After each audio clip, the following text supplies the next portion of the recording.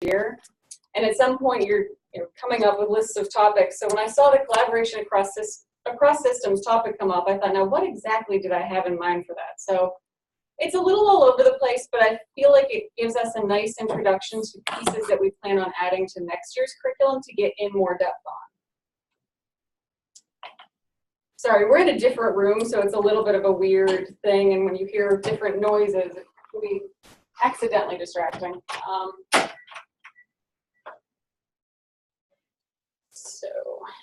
So why do we need to worry about collaborating across systems? Really, it's because 60% of a person's health is actually determined by things that aren't healthcare related. So it can be determined by their income and whether or not they have access to health insurance or what type of health insurance they have.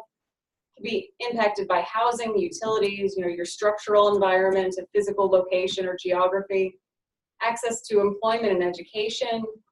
It can be impacted by legal status and personal family stability and relationships. So there's a lot of different places that things other than the healthcare system completely impact a person's health.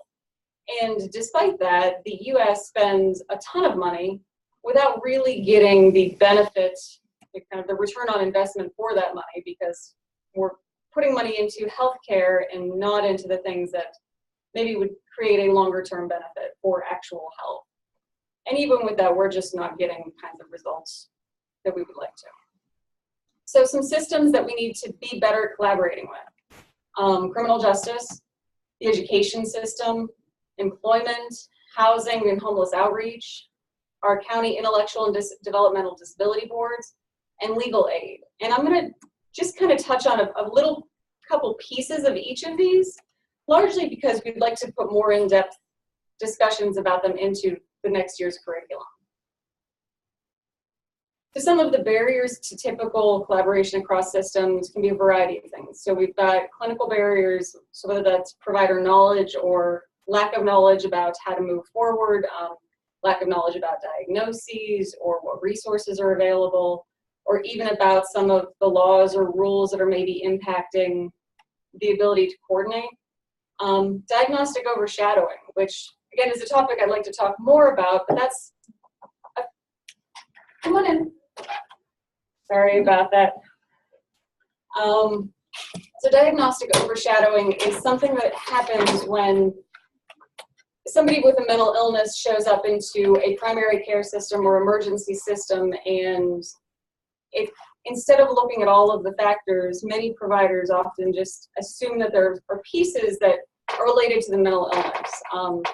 For example, if a person has a known history of anxiety disorders and shows up with symptoms of a heart attack, if they've been a problematic person in that ER before, if they've been a problematic person in that office, it could easily be assumed that, well, this is just, they're having a panic attack, rather than looking at all of the physiological factors. There's lots of examples for that, but diagnostic overshadowing is a clinical barrier to collaboration. Organizational barriers, so things like time constraints, whether or not you have the ability to, or the time to actually call up people that you need to talk to, or when you have the time to call, they don't have the time to answer. So not being able to collaborate just because of the realities of time that we're placed within. Misnomers around confidentiality and what we can share and can't share, and who we can and can't share what with. In workforce capacity, so if we don't necessarily have all of the resources and the people that we need on the team here, and when we do, they might not have enough time to handle all of the things that we really need them to handle, because the more complex people get, the more we need from everyone. So everybody has a realistic capacity. And healthcare has done what many other industries do, where we continue to put more and more and more burden without more support to that workforce to be able to really do the best job that they can. Structural factors, so things like stigma around mental illness, stigma around substance use disorders, and communication, so just that lack of communication or not really knowing how to communicate appropriately, or miscommunication between physicians and patients, or between different types of providers, even not even fully communicating because of not understanding each other's lingo. So one of the things that I like to think about is an example of risk. Risk to me as a mental health clinician always meant risk of self-injury or suicide, where if you talk about risk to a primary care provider, it might be about diabetes or obesity or metabolic issues. So that even a simple term like that, you can have a lot of definitions unless you're clear and are able to communicate what you need. And financial barriers. So, billing and reimbursement, do you have time for team meetings? Do you get paid for team meetings? Or are you fee for service and you have to continue to churn out widgets, which is unfortunately what a lot of our healthcare financing pushes us into. So just a couple ideas for improving collaboration, some resources, ideas, opportunities. One of the ones for collaborating with the criminal justice system, there's a report that was put out that was actually sent out to law enforcement providers, but it was actually a report on how you can better communicate mental health providers, addiction providers, and law enforcement. So it's probably a 20 to 40 page document, but it gives you an overview of all of the confidentiality laws, so HIPAA and 42 CFR Part 2, which is the confidentiality laws around substance abuse provider protected health information. It gives you the requirements to disclose information, talks about the information that's not protected by either one of those laws, talks about subpoenas and what's required for that, and duty to protect. But it's a nice overview that helps us to understand how, as mental health providers and healthcare providers in general, how we can and when we should be collaborating better with the criminal justice system. One of the things that's actually being talked about today in a public hearing is that it's intended to help improve care coordination and make all of this communication easier, is a statewide standard authorization form. So if this passes the public hearing today, then we will have this new form, and essentially all that it is, well, it's two new forms, one for HIPAA and one for 42 CFR Part 2, but it would be one form that nobody would be required to use, but if you received it, you would have to honor it. So one of the things that we've heard repeatedly is that, well, this is an our consent form, so we need you to have our HIPAA form signed before we can exchange information with this other person. And what this form would do is negate that from being an excuse. So once you have this form, then you have to honor and accept it. It doesn't mean that you have to use it, but you will have to accept that form as long as it's properly filled out and presented to you in the way that it should be. So there is a link, and when we send out the materials afterwards, you can find the link there, but hopefully we'll hear more about this and how to implement it and some of the potential issues or roadblocks or questions that'll come up next year once we find out if it gets approved. Financial barriers, so there is some push to try to move this. Medicare now covers payments for behavioral health integration services, specifically under the collaborative care model, and it does have some CPT codes open for these payments. Unfortunately, it's only Medicare and not all of Medicaid or managed care, but hopefully we'll get there. And under behavioral health redesign and the managed care carve-in, we might get there faster, knock on wood. States have also been encouraged by the federal government and Centers for Medicare and Medicaid to eliminate the restrictions on same-day billing. So they want you to be able to do same-day billing for primary care and mental health services, which was something that we haven't been able to necessarily do in the past. There's also the Comprehensive Primary Care Initiative, and this is just a snapshot from Ohio's.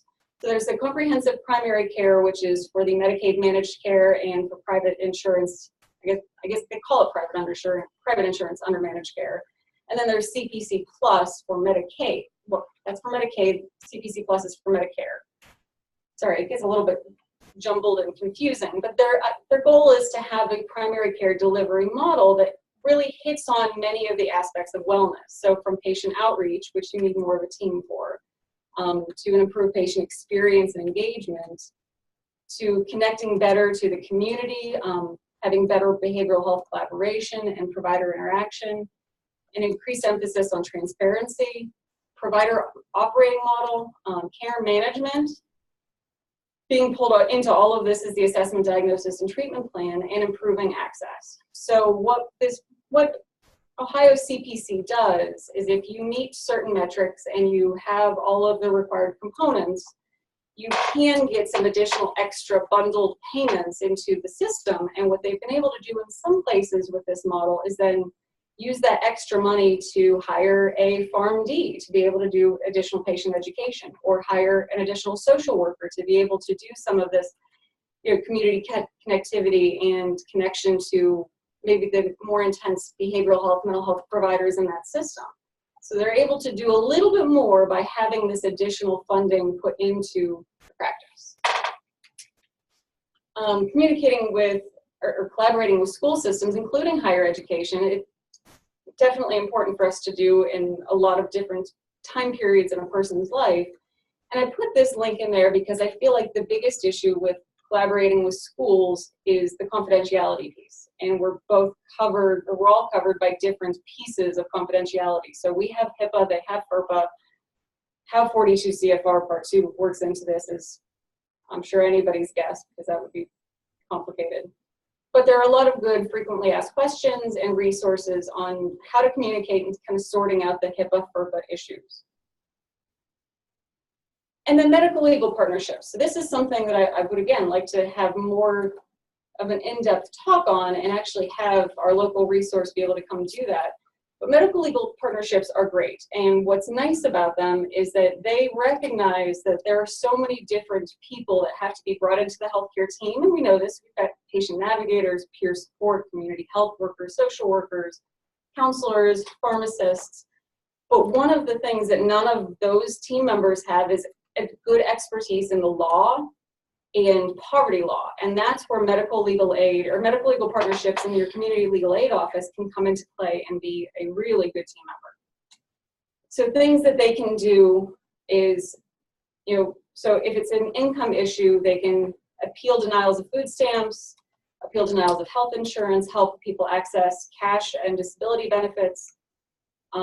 They can help with housing issues and preventing evictions, or getting utilities turned back on. They can help with education and employment, preventing workplace discrimination, ensuring special education services. They can help with legal status. So for persons who are seeking asylum, as much as that's becoming an increasingly complicated issue in our country, they can resolve veterans issues and clear some criminal credit histories sometimes, although the community legal aid really doesn't touch existing or current criminal charges. They really stay more on the community non-criminal side.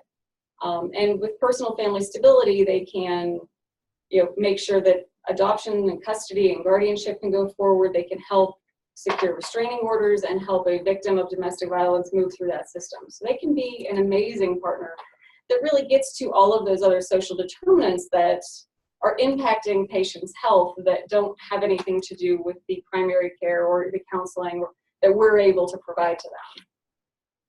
So Marie Curry is our local medical legal partnership guru. She is fabulous, and hopefully I'll get her in here to talk to you guys next year. But in the meantime, that is their website, and she's a really good resource. So I'm curious, what are your local systems that you collaborate with, the ones that you are more challenged in getting in touch with, the ones that you know that you need to collaborate with more, who are your resources?